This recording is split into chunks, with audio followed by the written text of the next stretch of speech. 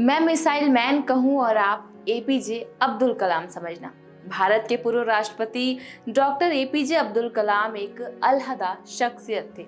उन्होंने सालों तक विज्ञान के क्षेत्र में न सिर्फ काम किया है बल्कि अपना विशेष योगदान भी दिया है। उनकी देखरेख में भारत ने 1998 में पोखरण में अपना दूसरा सफल परमाणु परीक्षण किया था।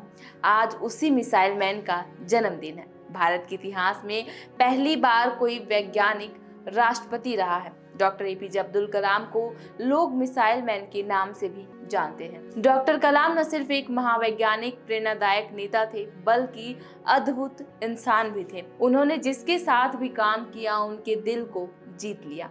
वही हम सब जानते हैं कि उन्होंने किस तरह कड़े संघर्षों के बाद सफलता हासिल की थी। किस तरह तमिलनाडु के शहर रामेश्वरम के साधारण से परिवार से ताल्लुक रखने वाले एक लड़के ने मिसाइल मैन तक का सफर पूरा किया। आज लाखों करोड़ों लोग उन्हें अपना प्रेरणा स्रोत मानते हैं और उनकी बातों का अनुसरण करते हैं। चले जानते हैं उनके जीवन से जुड़े कुछ रोचक वाक्य जिन्हें जानकर आप हैरान हो जाएंगे। नमस्कार, आप देख रहे हैं जर्नी टाइम्स का एक खास शो किस्सा। मैं हूं आपके साथ आंचल श्रीवास्तव।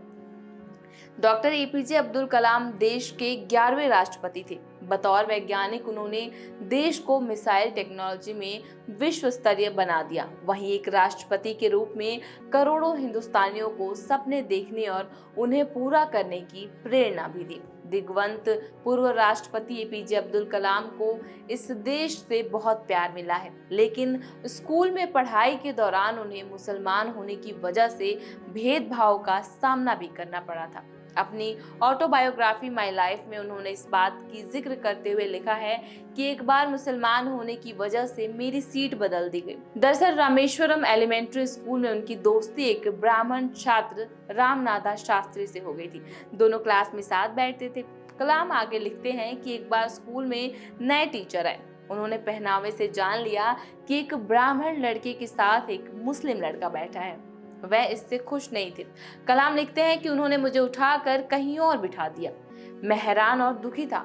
मुझे याद है कि मैं रो पड़ा था क्योंकि मुझसे मेरे बेस्ट फ्रेंड के साथ वाली सीट छीन ली गई थी और किसे पता था कि हिंदू और मुसलमान साथ साथ नहीं बैठ सकते। वहीं जब इस बारे में रामनाथा शास्त्री के पिता रामेश्वरम शिव को पता चला तो उन्होंने कलाम के पिता से बात की। फिर दोनों स्कूल गए और उस टीचर से कहा कि उन्हें धर्म को क्लासरूम में नहीं लाना चाहिए। आस्थाओं के टकराव के बिना बच्चों को साथ साथ पढ़ते और खेलते हुए बड़े होना चाहिए। टीचर बात को समझ गए और दोनों को फिर से पास पास बैठा दिया गया। राष्ट्रपति कलाम सादगी और ईमानदारी जैसे उन गुणों की मिसाल थे जो आज के राजनीतिक परिदृश्य में लगभग खत्म ही हो चुके हैं। एक बार कलाम का पूरा परिवार उनसे मिलने दिल्ली आया।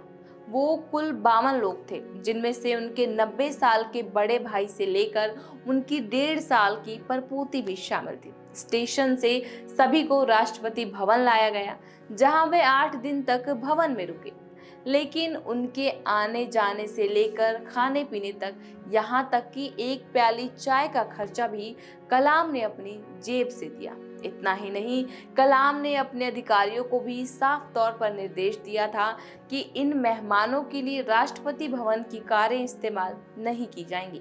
रिश्तेदारों के खाने पीने के सारे खर्च का ब्यौरा अलग से रखा गया और जब वह सभी वापस चले गए तब कलाम ने अपने निजी खाते से 3,52,000 रुपए का चेक काटकर राष्ट्रपति कार्यालय को भेजा। डॉक्टर एपीजे अब्दुल कलाम की ऐसी बहुत सी कहानियां हैं जो आपको जीवन जीने के लिए सकारात्मकता के साथ आगे बढ़ने के लिए प्रेरित करेंगे।